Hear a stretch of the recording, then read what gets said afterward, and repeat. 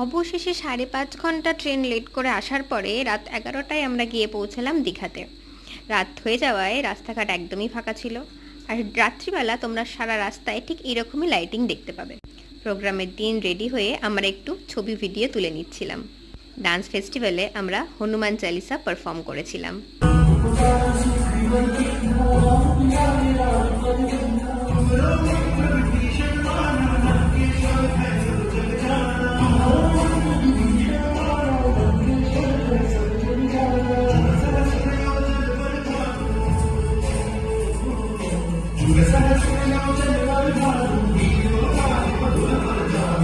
প্রোগ্রামের পরে ফেলিসিটেশন পর্ব, তারপর আমাদের ছবি।